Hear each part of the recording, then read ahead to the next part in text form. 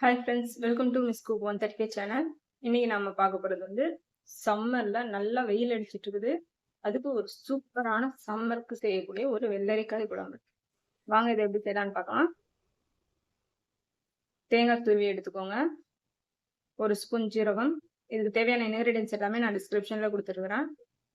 வெள்ளரிக்காய் இதே மாதிரி கட் பண்ணி வச்சுக்கோங்க. நீங்க பிஞ்சு வெள்ளரிக்காவும் எடுத்துக்கலாம், இல்ல சமையலுக்கு யூஸ் பண்ற மாதிரி அதுவும் யூஸ் பண்ணிக்கலாம்.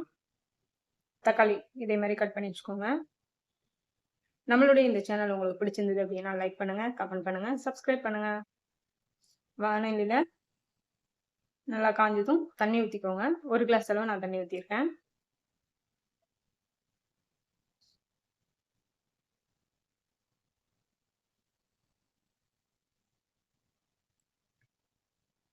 கட் பண்ணி வச்சிருக்கிற வெண்டைக்காய், கட் பண்ணி வச்சிருக்கிற வெள்ளரிக்காய்,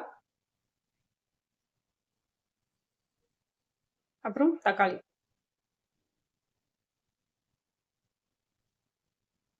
இது ரெண்டுத்தையுமே நாம தண்ணியில போட்டு நல்லா வேக வைக்கணும்.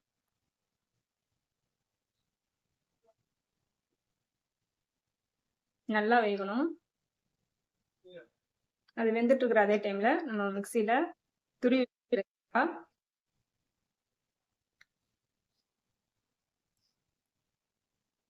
ஜீரகம், குழம்பு மிளகாத்தூள். குழம்பு மிளகாத்தூள் வேணாம் அப்படின்றவங்க பச்சை மிளகாவும் யூஸ் பண்ணிக்கலாம்.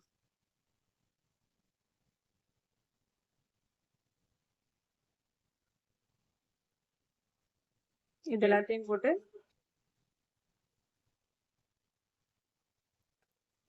போட்டு இப்ப நல்லா அரைச்சு எடுக்க போறோம். கொஞ்சமா தண்ணி ஊத்திக்கோங்க. நல்லா மசிய அரைச்சுக்கோங்க, 1 2 இல்லாம.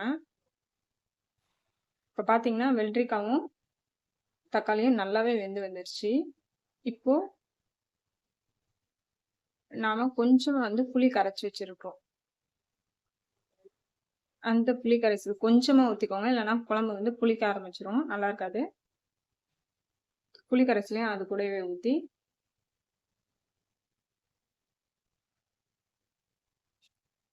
கொஞ்சமா அதுல குழம்பு மஞ்சள் போட்டுக்கோங்க. ரெண்டுத்தையும் நல்லா கொதிக்க விடுங்க. கூடவே குழம்புக்கு தேவையான உப்பை இப்பவே நம்ம சேர்த்துக்கலாம்.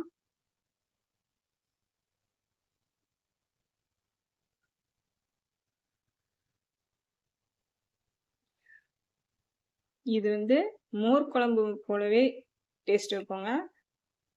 வீட்டில் ட்ரை பண்ணி பாருங்க. ரொம்ப ரொம்ப சிம்பிளா செய்யக்கூடிய ஒரு டிஷ் தான் அது. டிஃப்ரெண்டா இருக்கும். என்னுடைய இந்த சேனல் உங்களுக்கு பிடிச்சிருந்ததுன்னா லைக் பண்ணுங்க, கமெண்ட் பண்ணுங்க, சப்ஸ்கிரைப் பண்ணுங்க. நம்மளுடைய குழம்பு வெரைட்டி, நம்ம சேனல்ல செய்யக்கூடிய குழம்பு வெரைட்டிஸ் எல்லாமே நான் டிஸ்கிரிப்ஷன்ல கொடுக்குறேன், வாட்ச் பண்ணுங்க. இப்போ என்ன பண்ணோம் அப்படின்னா, நம்ம அரைச்சி வச்சிருக்கோம் இல்லையா, தேங்காய், ஜீரகம், இது எல்லாத்தையுமே அரைச்சதை இது கூடவே நம்ம ஊற்றிடுறோம். கொஞ்சம் தண்ணி கலந்து ஊற்றிக்கிறேன். உங்களுக்கு எந்த அளவுக்கு குழம்பு திக்னஸ் வேணுமோ அந்த அளவுக்கு நீங்கள் தண்ணி ஊற்றிக்கோங்க.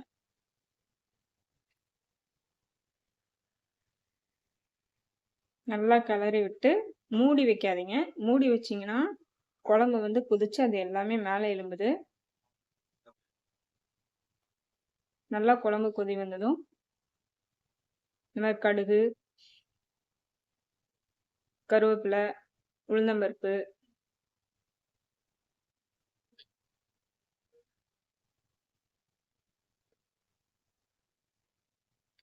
இதெல்லாமே போட்டு நல்லா தாளிச்சு ஊத்திடுங்க.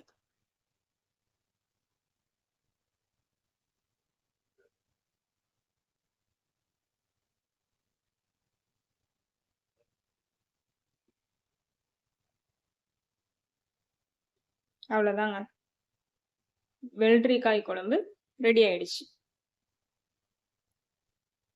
பாருங்க, பார்க்கவே எவ்வளவு அழகா இருக்கு அப்படின்னு. என்னோட இந்த வீடியோ உங்களுக்கு பிடிச்சிருந்தது அப்படின்னா லைக் பண்ணுங்க, கமெண்ட் பண்ணுங்க, சப்ஸ்கிரைப் பண்ணுங்க. Thank you so much.